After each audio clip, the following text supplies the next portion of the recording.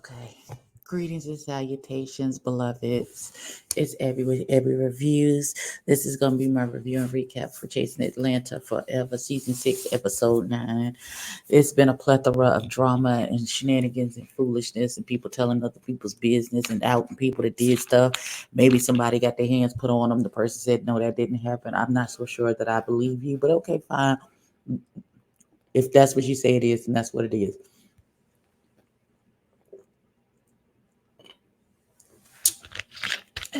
It's all manners of things getting ready to happen. Fisticuffs, people getting bopped upside their head.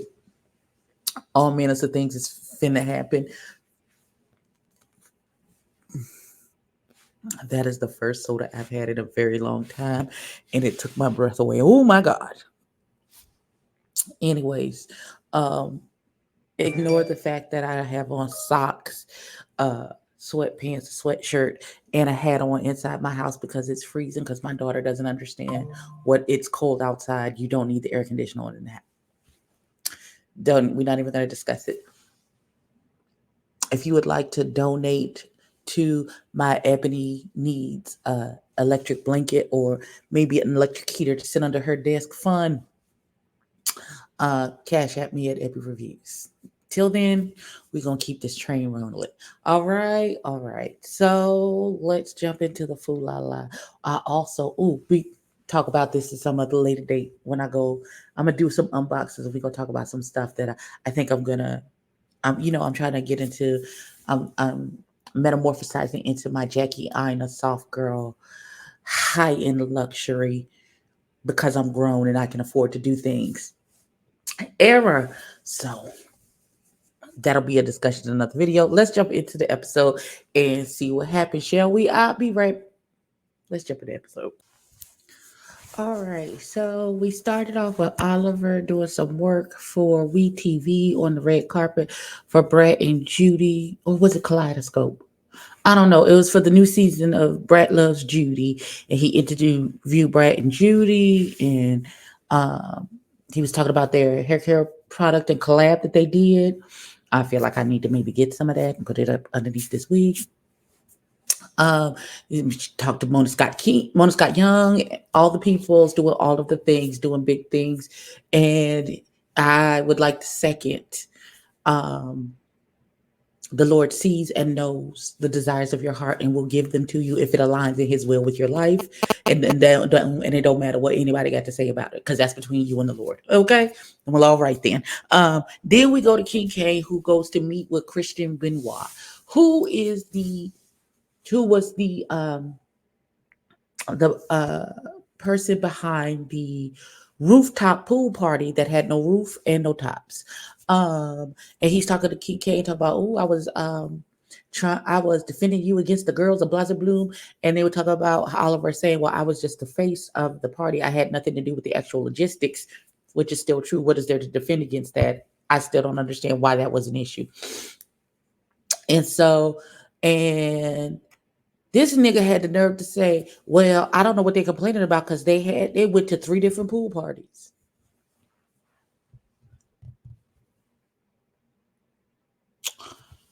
If Delulu is the Salulu was a person, it would be this Mr. Benoit man. Because what are you saying, sir? You advertised a rooftop pool party and gave them a pool party with no roof and no tops. So I don't understand what, huh? Hey. But anyway, I guess since that's his friend and he only got a budget of $1,300, he done engaged Mr. Benoit Services for his toy launch party. So we gonna see what happens. He said he wants it to be small and intimate, but he want everybody to be sexy with their asses out, and he wants strippers with their cheeks clapping. So we gonna see how that turns out with a budget of $1,300. It's more of a budget than I got. I got a budget of $50, and we gonna just have to make it do what it do. All right, let's see what else is going on. hold on, hold on, because okay,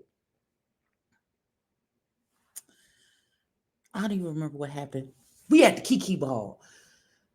The baby is walking. I know there's a scene that happened before that, but for the life of me, it's not. I'll rewind it after we talk about this. Uh, Kiki Ball, Tonka is walking for the first time as gender nonconforming face. Gender non. Come on, honey, walk the face. Also, Tony is walking as well in Kiki Ball. She is mother. They have a rule that if you can't judge unless you've walked in Kiki Ball, so she's walking. Um, so Jatwan. Okay, so it's Jay Amore, Troy, Dominique, Jatwan, Tonka, Tony, Willa. So I feel like Jatwan's um comment, question, concern, complaint about what's happening is like, you want us to be real honest and raw and blasted bloom and blah blah blah. And all these bitches is doing is like, well, I went to work today and this is what I did today and blah blah blah blah blah. And you not getting into all the drama about, well, I don't like this person or I like this person one day and maybe the next day I don't like them so much and blah blah blue. Both things can be true at the same time, love. There could be some old and maybe they just don't want to get into the drama at that particular time. Maybe they don't want to argue and fuss and fight at this event that doesn't belong to them, that they're a guest at. Maybe they just want to come in and have a good time and hang out and then go home and hit it on back to the house. Maybe they don't want to be cussing and fussing and rolling and interrupting people's event and causing a scene and stuff. But I would just like to say the reason why I came back here in the middle of the scene when Jay Twan and Jay Amore looks like they're about to get into it, because they flashed to Scotty's face. Scotty, your face is my face. Cause I was like, this don't make no damn sense. So now you mad at how I say it, how I express myself. It's the manner in which I express myself that you have an issue with. Okay. All right, I guess. I listen. I'm trying to stay on the people's good side. So y'all let me know if this seems, I don't want to say incongruent, but this feel real. We doing this again. You know what I'm saying? Oh, this is the scene. Wayne is back in town. He went to go see about his mama, who wasn't doing so well. There was some medication that she was having adverse effects to her, and she had been missing for 24 hours. And they found her in a McDonald's bathroom, passed out. Her car was still running. Oh my God. And so he was like, it was worse than I thought it was going to be, and all of those things. And we're just praying for his mama's full and complete total healing and recovery, and everything be blessed. And we praying for you, Wayne.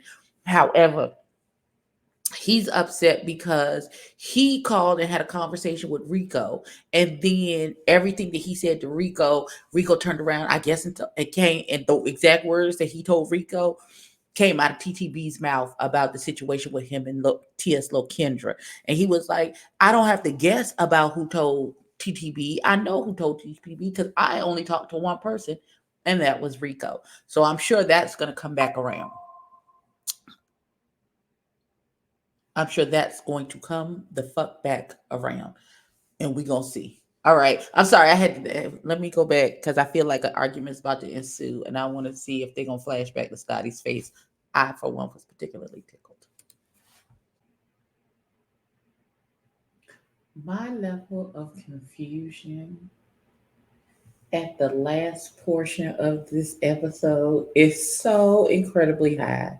Y'all, it is so high.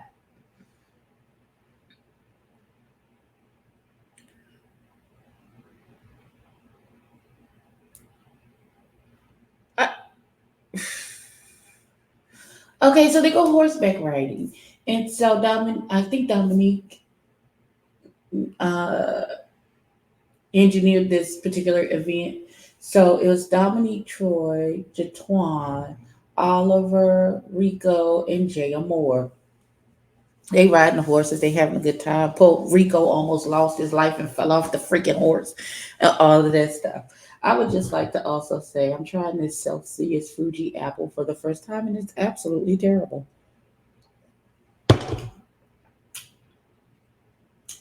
And I think it's because it's no sugar in here. I'm going to pour that out because that's absolutely disgusting.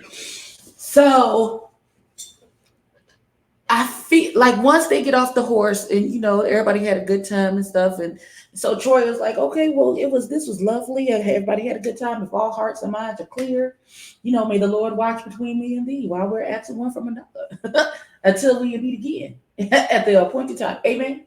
Now unto him that is able. Um, he tried to give the benediction so everybody can go while everybody is still on one accord. And so he go around checking, everybody is on one accord. Now this is less than 24 hours from the ball when J.O. Moore was like, the reason why I haven't made an effort to get closer to you is because I'm not exactly sure how to take you because I've seen you in a couple situations and we're cordial, but I don't know if you're the type of person that I even want to build a relationship with because I don't know you. So, I don't have anything against you. I don't know why he perceived that to being that J. Moore has a problem with him. It's simply of the unknown. He was like, I know how to take Willa if she snaps and yells at me and cusses me because I know that's who she is and it's coming from love and it's not a place of malice. I don't know about you just yet because you new to the scene, you new to me. I don't know you, blase bloom, blue to blue, which is valid. It's a valid way. It's valid. His feelings are valid. How he perceives it, his situation is valid. All of that is valid. So Jay Twan said before they could get a benediction, Jay Twan says he talked to his psychiatrist about you, Jay Moore. He's like, and I didn't mean to apologize to you. Jay Moore is like, well, I had never asked you to apologize to me. There's nothing to apologize for. Like I said, I don't know you, nigga. Like that's what the issue. That's the beginning and the end of the issue. I just don't know you. I don't know you. I don't know you. And so, because I don't know you, I'm not sure if I want to cultivate a deeper relationship with you. Maybe once I get to know you and see some things that will make me feel like that's what I want to do, then that's exactly what I will do. But until then, it is what it is. I don't know if uh and they was like, okay, well, we just gonna hit and hold right there. And then I wanna know, how did he do like better help? Did he text a conversation? Did he do a video chat with his psychiatrist? Just because the Kiki Ball was that the evening, and it looks like it was like brunch time mid morning when they did the little horse riding thing. So in between then and then, I don't know. He must got good insurance or something. But then Jatwan says, Oliver, let me take you aside. So they having a conversation about intermixed with Twix and Darius and his mama saying crazy stuff to Jatwan. And he was like, I'm not going, he's like, I can't on your behalf. I never asked my mama to say nothing to you. I have asked her just to leave it alone and not say anything, but that's a grown woman. And I'm not going to invalidate her feelings or nor check her about anything that she got to say because that's her mama defending her child. And he's like, well, you need to check her. Woo, slow your roll, player pimp. Because listen, let me explain something to you. I don't know how it is with you and your family, but let me be very clear about me and my mama. That's mine till the wheels fall off. Now I can say whatever I want to her, but you better watch your mouth and watch how you talk to my mama about my mama in regards to my mama. It better always be with a tinge of respect, or it's gonna be a problem between me and you. Now, like I said before, I will speak to her about not engaging with you anymore or not saying anything crazy or anything else like that. But woo woo, let's not do this. And why do you feel like he's like, first of all, I don't, he's the charge that Jatwan put on Oliver is that the way Oliver feels about Jatwan is trickling down to the group because he's the leader of the group. And Oliver's like, but baby, I don't be talking about you. Outside of us getting together and filming for this show, I'm not chit chatting with people about you and our situation and friendship or anything else for that matter. So no, sir. Mm-mm. Nah, nah, pimping. You're not gonna be able to lay that at my feet. You're just not gonna be able to do that. And they got into a little, it started to escalate, and I respect the fact that Oliver could feel that it was escalating, and he was like, I can feel this is going to get to a point where this is going to be contentious and it might turn into a thing. So am going to um I am going to, let's end the conversation here. Let's not continue because I can feel, because I don't want it to get to a nasty, mean place. And us, he's like, I just don't want that to be the case. So I am going to so let's not talk right now. Let's walk away. But then they came back to it and they still didn't come to a meeting of the minds. And at the end, they was like, well, it's because girl, fuck you. And he was like, yeah, it's girl, let's fuck you. And then we just agreed that that's what it is. We don't have to be friends. We can be cordial and you don't fuck with me, I don't fuck with you. And that's just what it is. And so be it. So um that's how they left it. I know Jatwan is not gonna let it lie right there. Oliver possibly is not going to let it lie either. So I feel like this is another altercation altercation for no good reason. That's how it comes across for me.